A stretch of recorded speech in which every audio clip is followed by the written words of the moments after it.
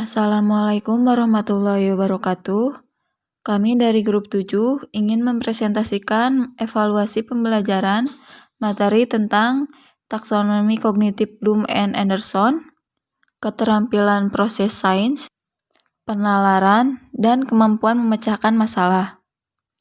Saya Aisyaraya sebagai pemateri kedua, Desi Nuraini sebagai pemateri pertama, dan Erika Nurfauzia sebagai pemateri ketiga.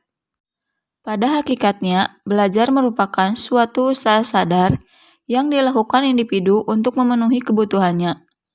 Setiap kegiatan belajar akan menghasilkan perubahan-perubahan pada diri sendiri yang meliputi aspek kognitif, afektif, dan psikomotorik. Istilah prestasi menurut berbagai sumber diartikan sebagai bukti keberhasilan yang dicapai dari kegiatan yang telah dikerjakan. Secara garis besar, prestasi adalah hasil yang dicapai siswa yang dilakukan melalui tes prestasi belajar yang bertujuan untuk mengetahui gambaran tentang daya serap siswa untuk menentukan tingkat prestasi belajar siswa terhadap suatu bahasan. Berdasarkan taksonomi, tujuan pendidikan yang dikembangkan oleh Benjamin S. Bloom meliputi kognitif, afektif, dan psikomotorik. Materi yang pertama adalah taksonomi kognitif Bloom dan Anderson. Istilah taksonomi merupakan kriteria yang digunakan oleh guru untuk mengevaluasi mutu dan efektivitas pembelajarannya. Dalam setiap aspek taksonomi terkandung kata kerja operasional yang menggambarkan bentuk perilaku yang ingin dicapai melalui suatu pembelajaran. Kata kerja operasional diperlukan oleh guru saat menyusun silabus dan RPP. Ranah ini meliputi kemampuan menyatakan kembali konsep atau prinsip yang telah dipelajari yang berkenaan dengan kemampuan berpikir, kompetensi memperoleh pengetahuan, pengenalan, pemahaman, konseptualisasi, penentuan, dan penalaran. Dalam buku yang berjudul Taxonomy of Educational Objectives, Handbook 1, Cognitive Domain, yaitu pengetahuan. Pada jenjang ini menekankan pada kemampuan dalam mengingat kembali materi yang telah dipelajari. Selanjutnya adalah pemahaman, diartikan sebagai kemampuan dalam memahami materi tertentu yang dipelajari. Selanjutnya penerapan, diartikan sebagai kemampuan menerapkan informasi pada situasi nyata. Selanjutnya analisis, adalah kemampuan menguraikan suatu materi menjadi komponen yang lebih jelas. Selanjutnya adalah sintesis, yaitu kemampuan memproduksi dan mengkombinasikan elemen untuk sebuah struktur yang unik. Selanjutnya adalah evaluasi, diartikan sebagai kemampuan menilai, memanfaatkan suatu hal untuk tujuan tertentu berdasarkan kriteria yang jelas. Taksonomi Bloom revisi hasil Anderson. Yang pertama yaitu mengingat dan mengenali. Yang kedua yaitu memahami, menafsirkan, memberi contoh, meringkas, menarik inferensi, membandingkan, dan menjelaskan. Yang ketiga mengaplikasikan, menjalankan, dan mengimplementasikan.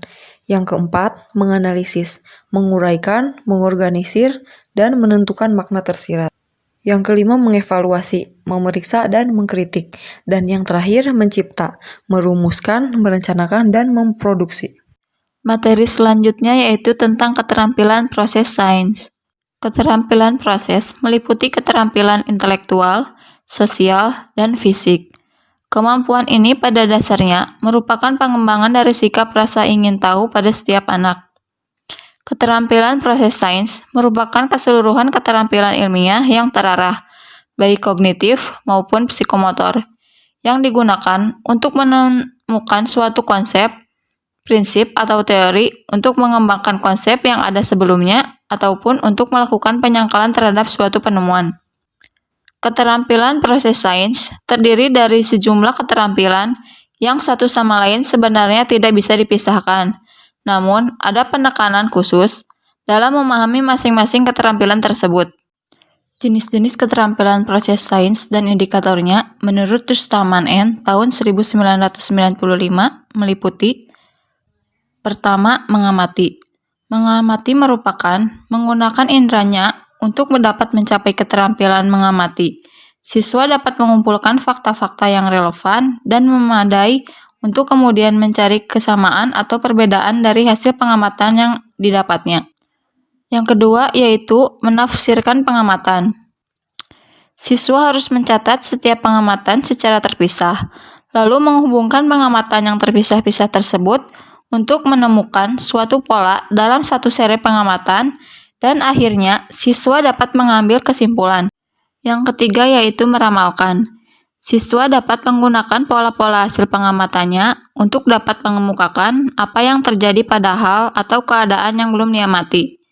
Yang keempat yaitu menggunakan alat dan bahan. Siswa harus menggunakan alat dan bahan dengan baik agar dapat memperoleh pengalaman langsung, mengetahui mengapa atau bagaimana cara menggunakan alat dan bahan tersebut untuk dapat memiliki keterampilan menggunakan alat dan bahan ini. Yang kelima yaitu menerapkan konsep. Siswa memiliki keterampilan untuk menerapkan konsep bila konsep yang telah dipelajarinya dapat digunakan untuk menjelaskan dalam situasi baru, atau dapat menerapkan konsep pada pengalaman baru untuk menjelaskan apa yang sedang terjadi dan akhirnya membuat hipotesis. Yang kelima yaitu merencanakan penelitian. Siswa harus dapat merancang dan menentukan alat dan bahan yang akan digunakan dalam penelitian, menentukan variabel-variabel, menentukan variabel yang harus dibuat tetap dan berubah, menentukan apa yang diamati, diukur, ditulis, menentukan cara dan langkah-langkah kerja, dan menentukan bagaimana mengolah hasil pengamatan untuk mengambil kesimpulan. Selanjutnya yaitu berkomunikasi.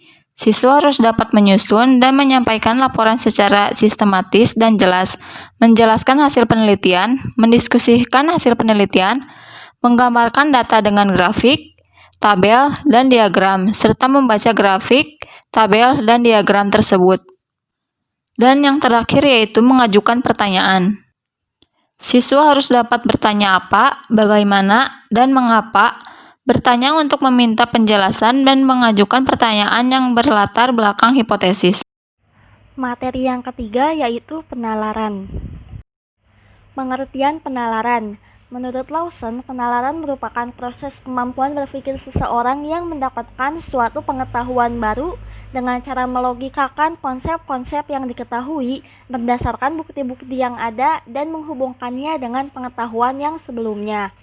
Sedangkan menurut Bashiruddin, penalaran yaitu suatu proses berpikir dalam menarik kesimpulan yang berupa pengetahuan. Terdapat dua jenis penalaran, yaitu penalaran induktif dan penalaran deduktif. Yang pertama yaitu penalaran induktif. Penalaran induktif secara bahasa berarti penalaran yang bersifat induksi, yaitu penalaran atas dasar dari hal-hal yang bersifat khusus, kemudian disimpulkan menjadi yang bersifat umum. Artinya, dari fakta-fakta yang diperoleh, kemudian ditarik sebuah kesimpulan. Yang kedua yaitu penalaran deduktif. Menurut kaidah bahasa Indonesia, penalaran deduktif berarti penalaran yang bersifat deduksi, yaitu penalaran atas dasar hal-hal yang bersifat umum, kemudian diturunkan ke hal-hal yang khusus. Singkatnya, penalaran deduktif adalah cara berpikir dengan berdasarkan pernyataan. Contoh soal untuk penalaran induktif. Yang pertama, semua mahasiswa adalah lulusan SLTA. Saya adalah mahasiswa. Saya lulusan SLTA.